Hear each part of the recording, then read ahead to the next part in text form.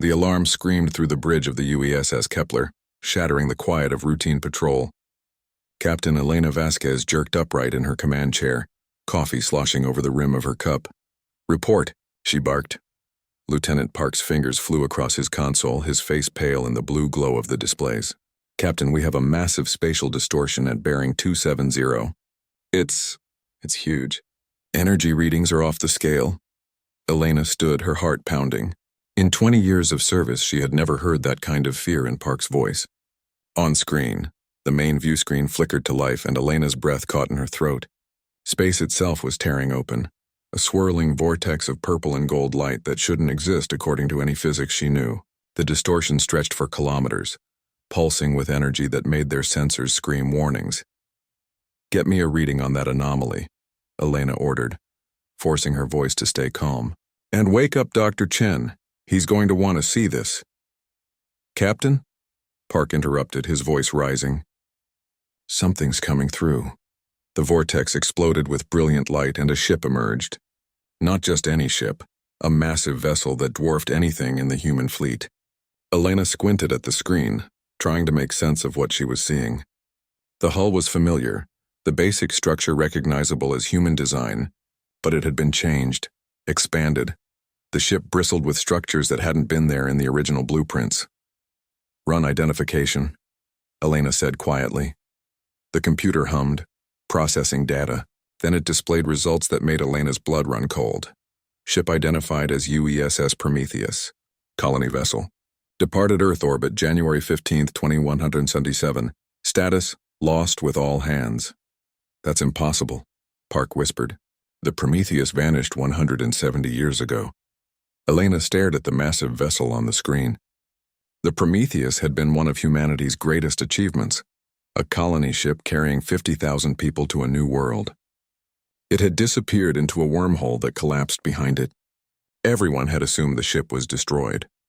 There had been memorial services, monuments built, families had mourned for nearly 2 centuries. "Life signs?" Elena asked. "Affirmative, Captain. Reading multiple human life signs aboard. Thousands of them." The bridge fell silent. Elena could hear her own heartbeat in her ears. This wasn't possible. This couldn't be real. "Captain, I'm picking up an automated broadcast from the Prometheus," the communications officer reported. "Audio only. It's repeating on all frequencies." "Play it." Static crackled through the bridge speakers, then a voice emerged. It was distorted but unmistakably human. "This is the UESS Prometheus. We have returned. Humanity prevails. We have returned. Humanity prevails." The message repeated over and over like a ghost whispering from the past. "Try to establish direct communication," Elena ordered. "I want to talk to whoever is in command of that ship." Dr. Marcus Chen burst onto the bridge, his hair wild and his shirt buttoned wrong. "I came as fast as I could." "What's the emergency?" Elena pointed at the screen. "We found the Prometheus." Chen's eyes went wide. He stumbled forward, gripping the railing to steady himself. "That's not possible. The Prometheus is ancient history. It's been gone for 170 years. "I know." Elena turned to her communications officer. "Any response to our hails?" "Negative, Captain." "The ship isn't responding to direct communication. Just the automated message." Elena frowned. Something was wrong here. Very wrong. "What about their energy signature? What are we looking at?" Park pulled up the analysis on his screen, then shook his head in disbelief. "Captain, I've never seen readings like this.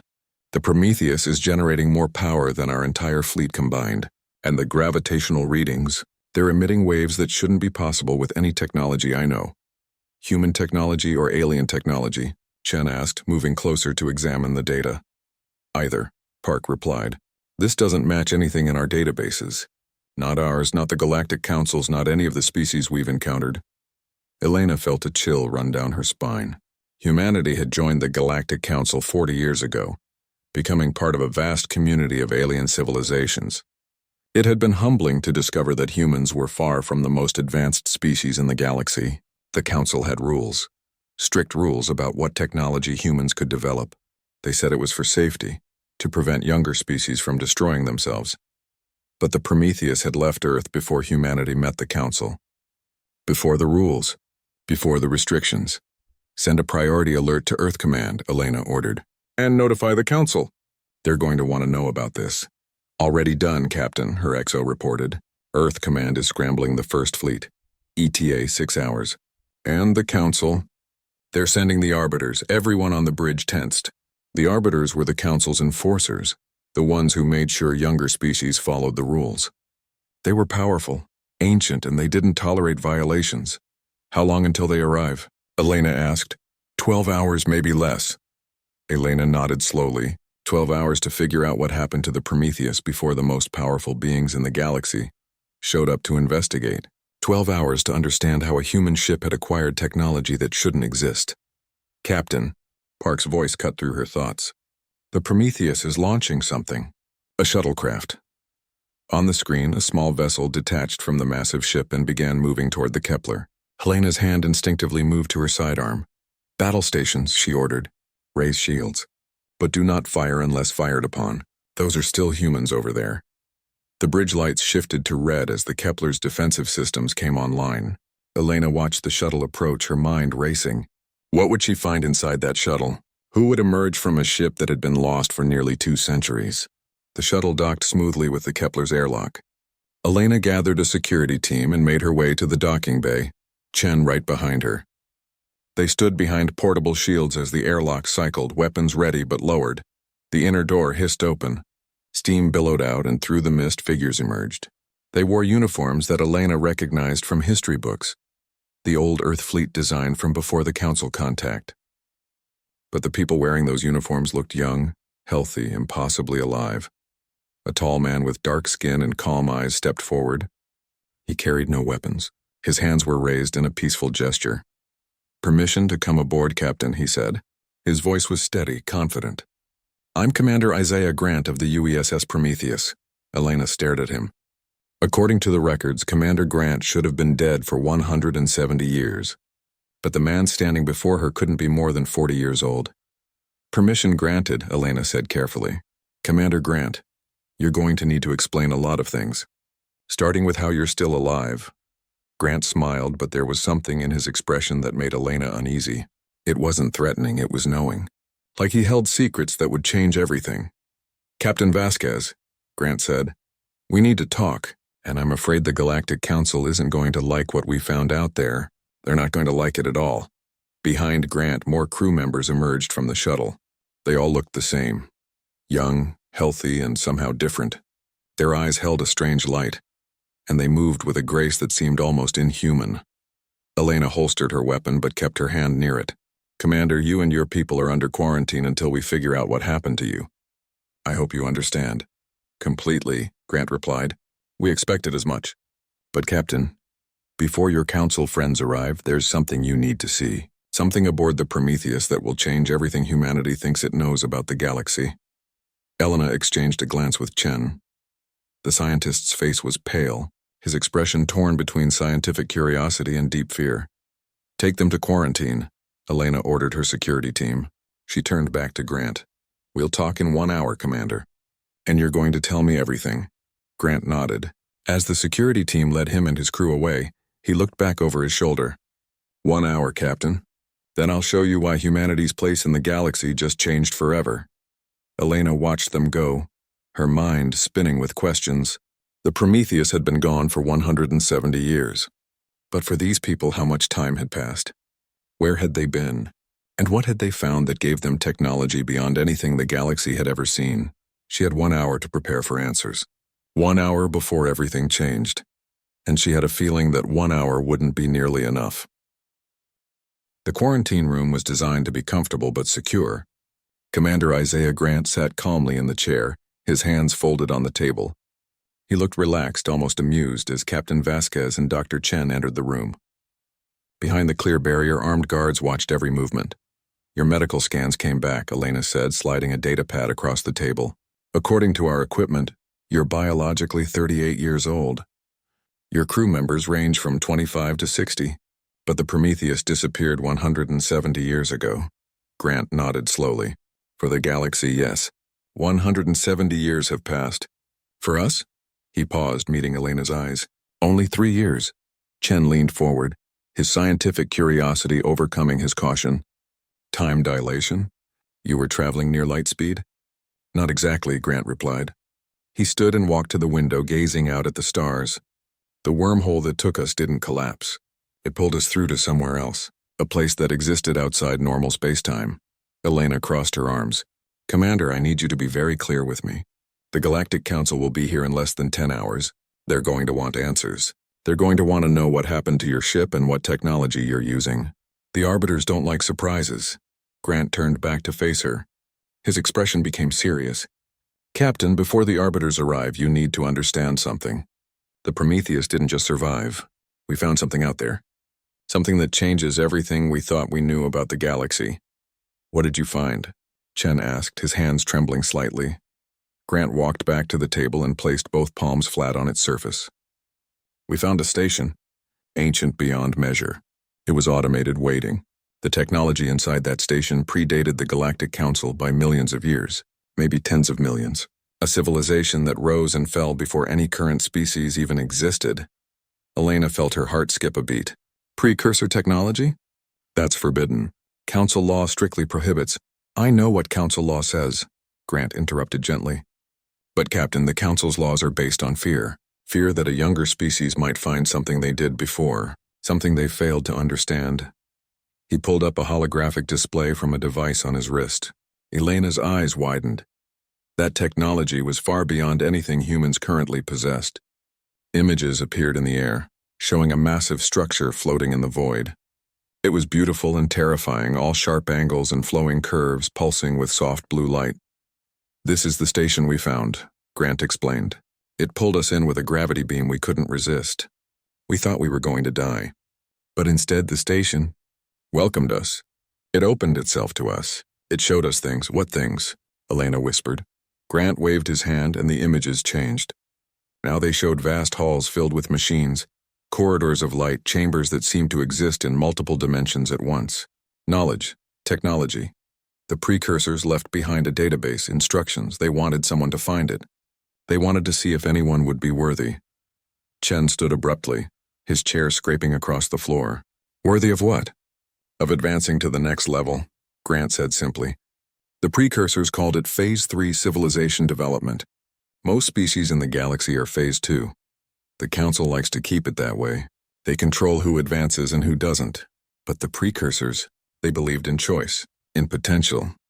Elena felt a cold dread settling in her stomach. The Prometheus. The modifications we detected. You integrated this technology into your ship. We did more than that, Grant replied. He held up his hand and suddenly his skin seemed to shimmer. For a moment, Elena could see through it, seeing patterns of light moving beneath the surface. Then it was solid again. Some of us chose to bond with the technology, to become part of it. The systems respond to our thoughts, our intentions. The ship isn't just a vessel anymore. It's an extension of our will. Chen's voice failed him. He tried again. That's impossible. That level of neural integration would require technology centuries beyond what we have, beyond what the Council has. The Council had this opportunity, Grant said quietly. Multiple Council species found precursor caches over the millennia. Every single one failed the tests. They were too greedy, too violent, too focused on domination. The technology destroyed them or rejected them. But you succeeded, Elena asked, hearing the skepticism in her own voice. Grant smiled sadly. We almost didn't. The first year was hell. We lost people. The technology tested us in ways we couldn't imagine. It created scenarios, moral dilemmas, situations that forced us to prove what we valued. Unity or division, knowledge or power, life or control. He walked back to the window, his reflection ghostly in the transparent material. We had children on the Prometheus, families. When the tests began, we had to decide what mattered most. And we chose each other. We chose cooperation over competition. We chose to protect the weak instead of sacrificing them for power. And the technology accepted you, Chen breathed, understanding dawning in his eyes. It did more than accept us, Grant said. It taught us. For 3 years we lived in that station, learning. The precursors left warnings throughout the database. They showed us the civilizations that had failed, species that tore themselves apart fighting over the knowledge, races that used the technology to conquer and destroy. We saw what happened to them all. Elena's mind raced. The implications were staggering. The Council won't allow this. You know that, don't you? They have laws against technology transfer. They'll demand you turn everything over to the Arbiters. I know, Grant said calmly. That's why I wanted to talk to you first, Captain. You're human. You understand what it means to be told you're not good enough, not advanced enough, not worthy enough. The Council has kept humanity on a leash for 40 years. They give us scraps of technology and call it progress. He turned to face her fully. The Prometheus came back to change that. We're not asking permission anymore. Before Elena could respond, alarms blared through the ship. Her communicator crackled to life. Captain, multiple ships dropping out of FTL. It's the Council fleet. The Arbiters are here early. Elena's blood ran cold. How many ships? 27 and counting, Captain. They're surrounding both us and the Prometheus. We're being hailed. Grant's expression didn't change. He'd expected this. Captain Vasquez, what happens next will determine humanity's future. You can side with the Council, follow their rules and hope they're merciful, or you can stand with us. You're asking me to commit treason against the Galactic Council, Elena said, her voice hard. I'm asking you to choose humanity's freedom over someone else's control. Elena stared at him, her mind torn. Everything she'd been taught said the Council was right. They were ancient, wise, experienced. They'd guided humanity through first contact, prevented wars, shared technology, but they'd also limited humanity's growth. Restricted research. Kept humans as junior partners in a galaxy where age determined worth. Captain, the Arbiters are demanding we lower shields and prepare for boarding. Her XO reported over the comm. They say the Prometheus must power down immediately and surrender all crew for questioning. Grant walked to the barrier separating them. They're scared, Captain. The Arbiters aren't here to investigate. They're here to contain us, because we represent something they can't control. Proof that their system is designed to keep species like us in our place. You don't know that, Elena protested. Don't I? Grant pressed his hand against the barrier. Check your databases, Captain. Look up how many times the Council has authorized a younger species to advance beyond their assigned tier. Look up how many times they've shared their most advanced technology. Look up what happened to the species that questioned their authority.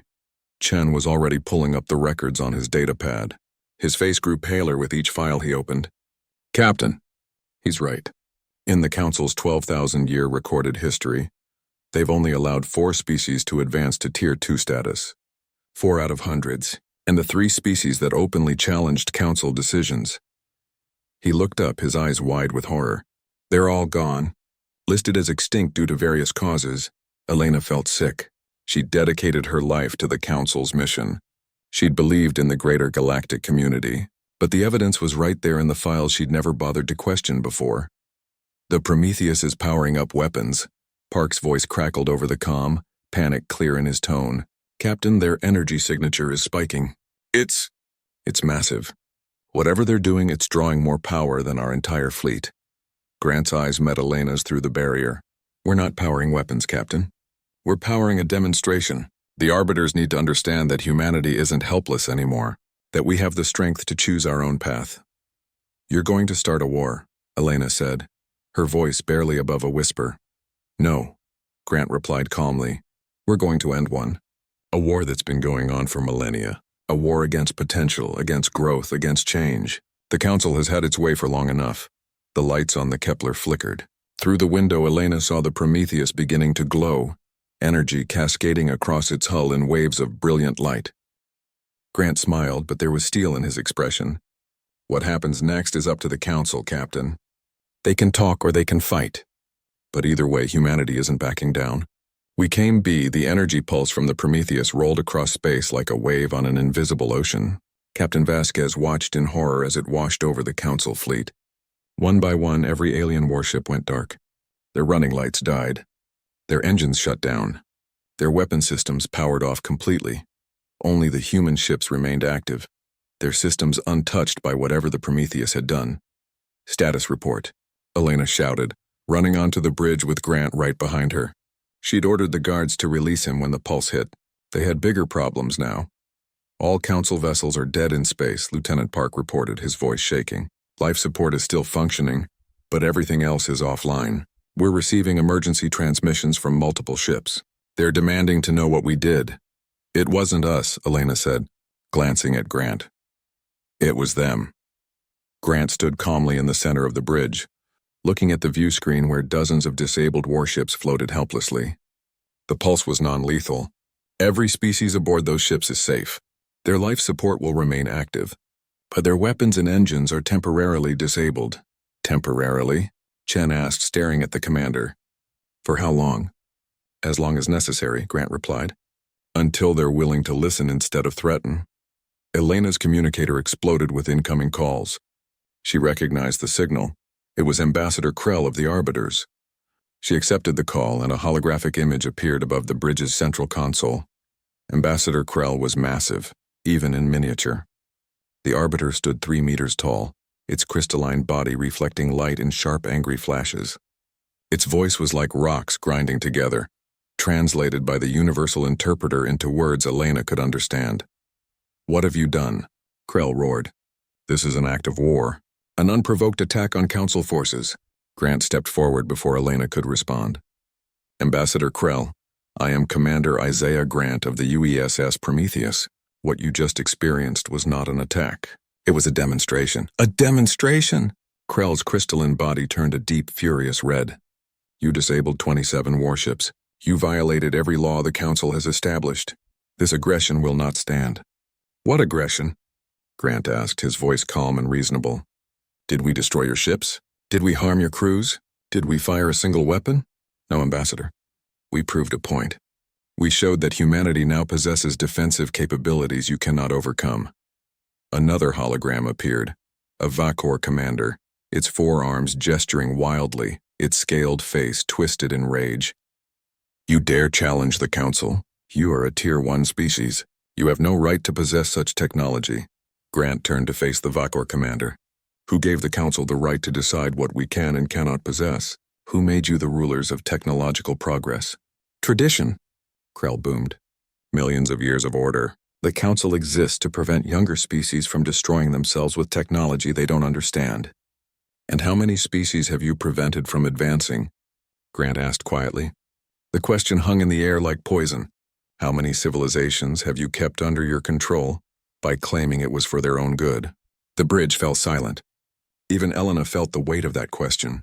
She'd never thought about it before, never questioned the Council's authority, but now, seeing their fleet disabled and helpless, seeing the fear and anger in the alien ambassadors' faces, she began to wonder. "The Prometheus spent 3 years studying precursor technology," Grant continued.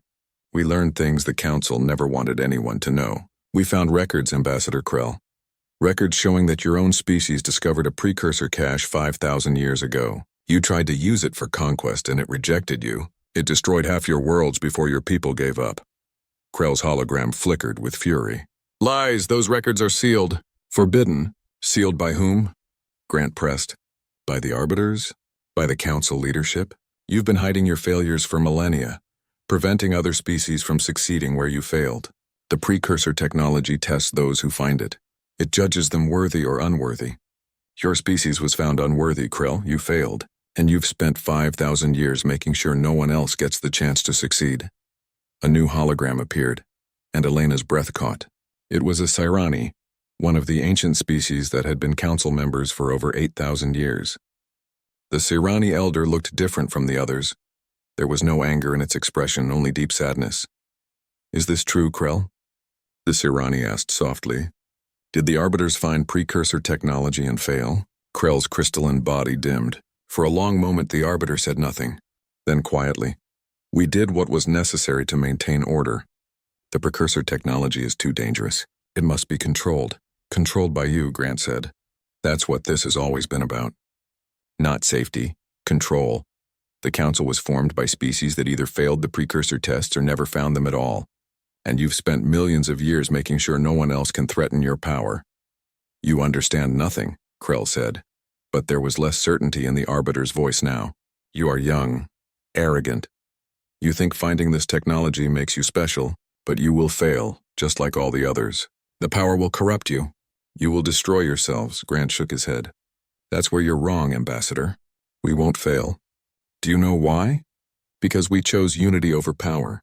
We chose to protect each other instead of dominating each other. For 3 years, the precursor technology tested us. It created impossible situations, forcing us to choose between survival and morality. And every time we chose morality, He walked closer to the holographic display, his voice growing stronger.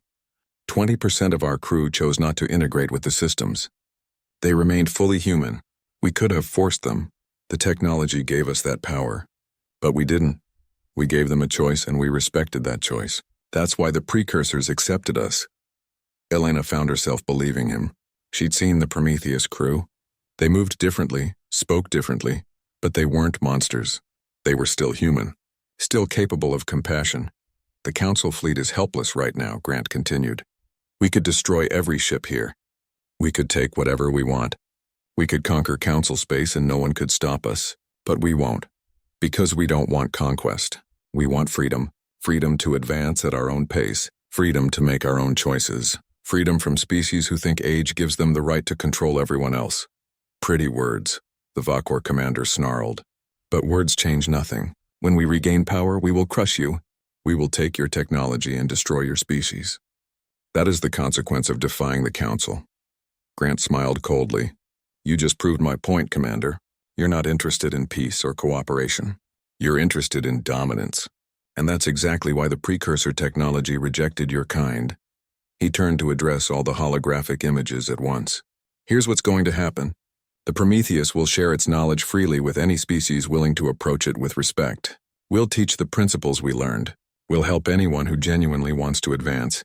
But we will not surrender our technology to the Council. We will not submit to your restrictions. Humanity is declaring independence from your control. This is madness, Krell roared. You'll start a war that will consume the galaxy. We're not starting anything, Grant replied calmly. We're ending something. Ending the idea that older means wiser. That age grants authority. That one group of species has the right to decide the fate of all others. The galaxy is big enough for everyone to advance at their own pace. The Council just needs to accept that. Elena stepped forward, her heart pounding. She knew what she was about to do would change her life forever. But Grant was right. She'd seen the evidence. The Council wasn't the benevolent guide she'd believed in. It was a control system designed to keep younger species beneath the older ones. Ambassador Krell, Elena said clearly. Captain Elena Vasquez of the UESS Kepler. I am formally requesting that the Council open peaceful negotiations with the Prometheus and its crew. Attacking them would be both foolish and wrong. Krell's hologram turned to face her, and Elena could feel the weight of the Arbiter's fury, even through the transmission. Captain Vasquez, you are a Council officer. You swore an oath to uphold Council law. I swore to protect humanity, Elena replied. And right now, that means protecting the Prometheus from Council aggression. They haven't attacked anyone. They've only defended themselves. If there's a crime here, it's the Council showing up with a battle fleet instead of a diplomatic mission. The Serani elder spoke again, its voice thoughtful. Perhaps the human captain is correct. We arrived with weapons charged and demands ready. We did not come to learn or understand. We came to contain and control. Whose side are you on, Elder Serani? The Vakor commander demanded. I am on the side of truth, the Serani replied. And the truth is that the Council has grown comfortable in its power. We've forgotten that once we too were young. We too faced species more advanced than ourselves. We too wanted the chance to prove ourselves. When did we become the very thing we once feared? Krellso. The shuttle bay of the Prometheus was unlike anything the alien ambassadors had ever seen. The wall seemed to shift and flow, responding to the presence of the visitors. Lights moved beneath the surface like living things. The air itself felt charged with energy. Ambassador Krell stood at the front of the group, its crystalline body dimmed to a cautious amber. Behind the Arbiter came representatives from 17 different Council species.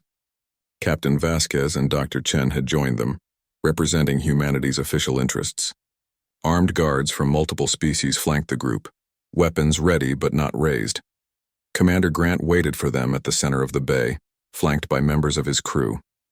They all wore the old-style Earth Fleet uniforms, but there was something different about them. They stood too still, too perfectly.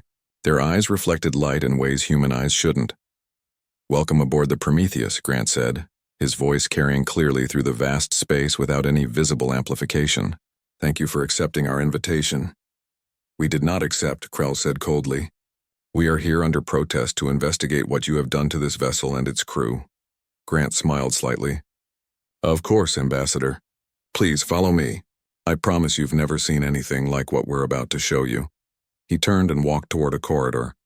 The walls parted before him, literally flowing aside to create an entrance. The ambassadors hesitated, then followed. They had little choice. Their ships were still disabled, and they needed answers. Elena walked near the back of the group, watching everything with wide eyes. The interior of the Prometheus was nothing like a normal human ship.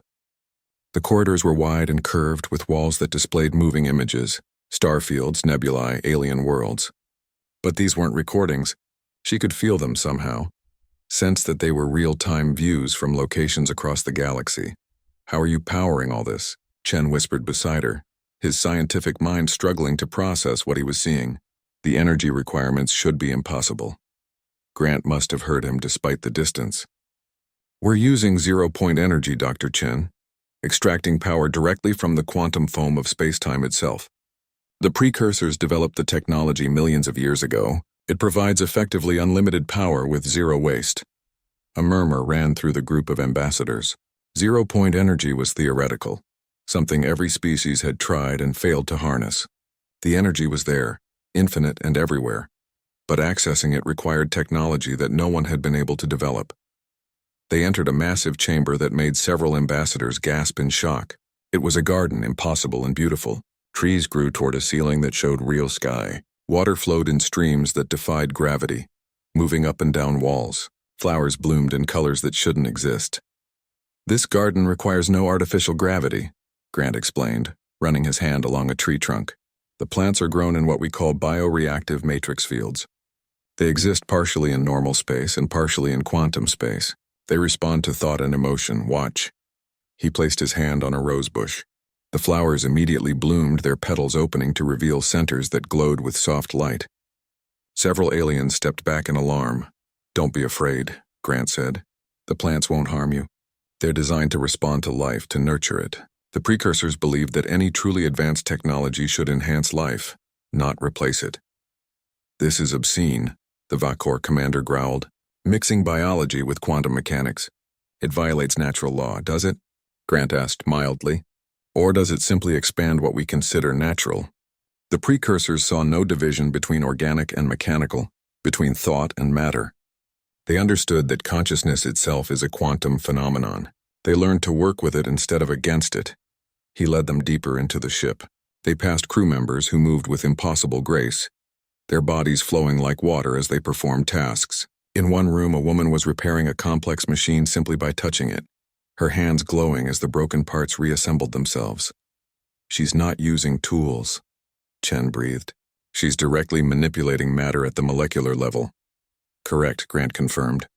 "Those who chose to integrate with the precursor systems gained abilities that seem like magic. But they're not magic. They're the result of understanding how consciousness interacts with quantum fields. The precursors discovered that thought itself can influence reality at the smallest scales. They learned to amplify and focus that influence." "This is why you were found worthy?" the Sirani elder asked, its ancient eyes studying Grant carefully. "Because you can manipulate matter with your minds?" "No," Grant said, stopping to face the elder. "We were found worthy because we chose not to use this power for dominance. Come, let me show you the heart of the ship, the place where everything changed." They descended deeper into the Prometheus, past levels that seemed to exist in multiple dimensions at once. Elena felt her head spinning as they walked through corridors that were somehow larger on the inside than the outside. Space itself had been folded and compressed in ways that made conventional physics weep. Finally, they reached a chamber at the ship's core. It was vast and circular, with a massive crystalline structure at its center. The crystal pulsed with light, and Elena could hear it. A sound like music, like voices, like the whisper of stars. "This is the interface," Grant said quietly. "The core of the precursor system. When we first found the station, this was inactive. But as we studied, as we learned, as we proved ourselves, it awakened. It's not just a computer or a database. It's something more, something alive in ways we're still trying to understand." He walked to the crystal and placed both hands against its surface. The light intensified, and suddenly the chamber filled with images. Holographic displays showed species after species, hundreds of civilizations throughout galactic history. Elena watched as each one discovered precursor technology and faced the tests. Most failed. She saw species tear themselves apart fighting over the knowledge. Civilizations that use the power to conquer and enslave. Races that let greed and ambition corrupt them. One by one, the precursor systems rejected them, and the species either destroyed themselves or were destroyed by their own creations. The precursors weren't fools, Grant said as the images played. They knew what power does to the unworthy. They built safeguards into every system. The technology itself judges those who use it. It tests for specific qualities: cooperation, compassion, restraint, wisdom. Fail any test and the systems shut down or actively work against you. A new image appeared, the Arbiters, 5,000 years ago. Elena watched as Krell's ancestors discovered a precursor cache. She saw them immediately try to weaponize it, try to use it to dominate other species.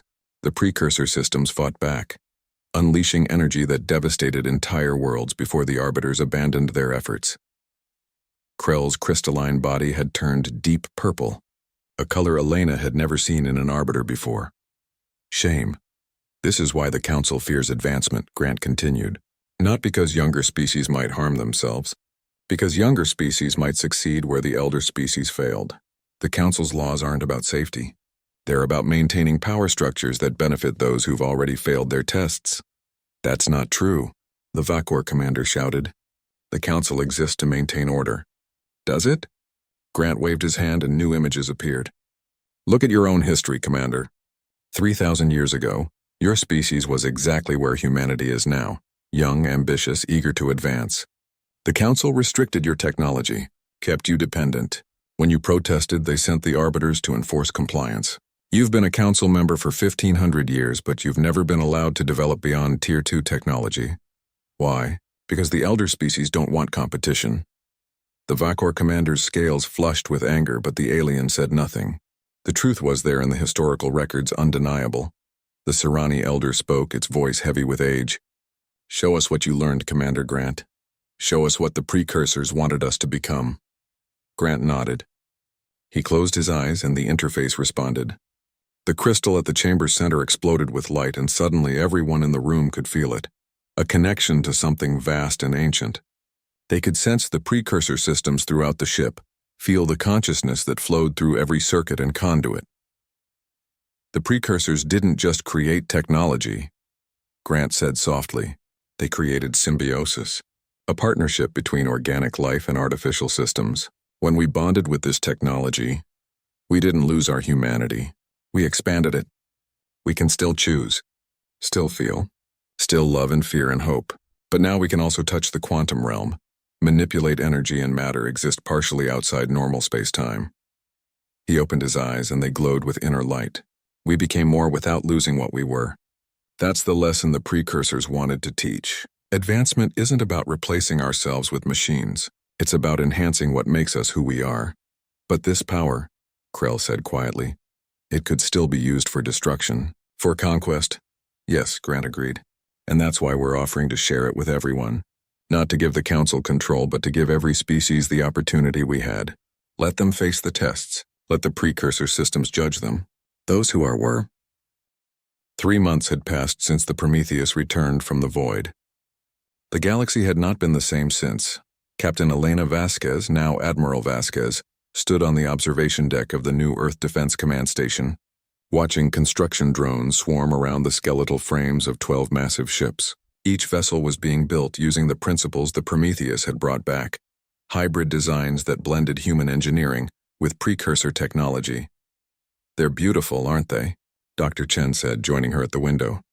He looked different now, his eyes carrying that same inner light that Grant and his crew possessed. A month ago, Chen had chosen to undergo the integration process, becoming one of the first Earthborn humans to bond with the precursor systems. How does it feel? Elena asked quietly. Being connected to all that power? Chen smiled. Like being blind your whole life and suddenly seeing color. The universe is so much bigger than I imagined, Elena. So much more complex and beautiful and strange. I can sense quantum fields, feel the fabric of space-time, touch thoughts and emotions that exist in dimensions we don't even have names for. And you're still you? Elena asked. Still Marcus Chen? The man who gets excited about alien bacteria and makes terrible coffee? Still me, Chen assured her. The technology enhances. It doesn't replace. That's what makes it different from anything the Council has. Their technology works for them. This technology works with us. He gestured toward the ships under construction. Each of those vessels will carry a crew of 5,000, humans and aliens working together. The Sirani have already committed 3,000 of their people to serve alongside us. Even the Arbiters are sending observers. Elena nodded. The last 3 months had seen unprecedented changes in galactic politics. The Galactic Council had fractured into factions, some supporting humanity's advancement, others opposing it fiercely. But the most significant change was that the debate was happening at all. For the first time in millennia, younger species were demanding seats at the decision-making table. What about the Vakor? Elena asked. Last I heard, their military was demanding humanity be expelled from the Council entirely. They were, Chen replied, until 2 of their colony worlds asked for human assistance with a plague that was killing thousands. The Prometheus spent a week in orbit and the crew used precursor medical technology to cure the disease. Now those colonies are protesting their own government's anti-human stance. Elena shook her head in amazement. Grant knew that would happen, didn't he? Probably, Chen said with a slight smile. The precursor systems taught him to think several steps ahead. They taught all of us. When you can sense probability waves and quantum possibilities, planning becomes a lot easier. A chime sounded and Elena's communicator lit up. She tapped it, and Commander Grant's face appeared in a holographic display. Admiral Vasquez, Grant said with a slight smile. I hope I'm not interrupting anything important. Nothing that can't wait, Elena replied. How's the mission going? Grant was aboard the Prometheus, which was currently en route to the 4th sector of Council space. They were on a diplomatic tour, visiting species that had expressed interest in learning about precursor technology. Better than expected, Grant said. We've just received formal applications from 7 species requesting access to the precursor tests. The interface is evaluating their submissions now. 7 species? Elena repeated. That's more than we expected. Word is spreading, Grant explained. The Council can't suppress information the way they used to. Too many people want change. Too many species are tired of being told they're not ready to advance. He paused, his expression becoming serious. Elena, there's something else. We detected unusual quantum signatures in deep space. They match the pattern of precursor stations. We think there might be more out there waiting to be found. Elena felt her heart skip a beat. More stations? How many? Unknown, Grant admitted. But if the precursors left one for us to find, they likely left others. The galaxy might be full of opportunities we never knew existed, or full of dangers, Elena said quietly. If other species find precursor technology and fail the tests, that's a risk, Grant agreed. But it's a risk worth taking. The precursors believed in giving everyone a chance. We have to trust their judgment. If a species fails the tests, the systems will protect against misuse. But if they succeed, the galaxy becomes a better place for everyone. Elena nodded slowly. She'd come to trust Grant's judgment over the past 3 months. He'd proven himself wise and careful, never using the Prometheus's power carelessly. There's one more thing, Grant said. We found something in the precursor database. Records of 6 other human colony ships that disappeared around the same time we did. The Destiny, the Voyager, the Armstrong, the Bradbury, the Jung He, and the Ibn Battuta. Elena's breath caught. 6 more ships? Are they still out there? We don't know, Grant said. But the precursor stations have a way of calling to those who are lost. If those ships found stations like we did, they might be making their way home. Or they might need help finding the way back.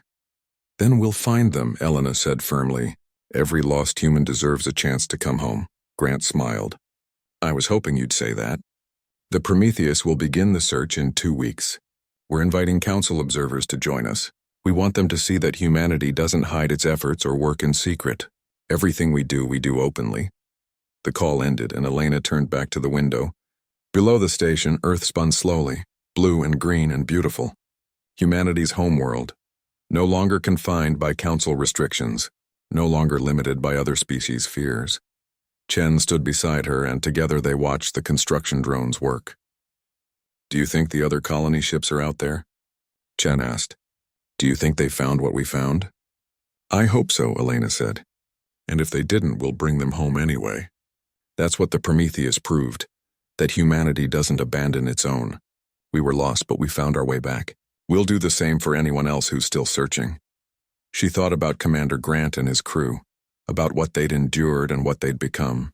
3 years in an alien station, facing tests that had broken countless other civilizations. They could have used their newfound power to conquer, could have claimed Earth as their personal kingdom, could have become tyrants with abilities beyond imagining. Instead, they'd chosen to share, to teach, to lift others up instead of standing above them.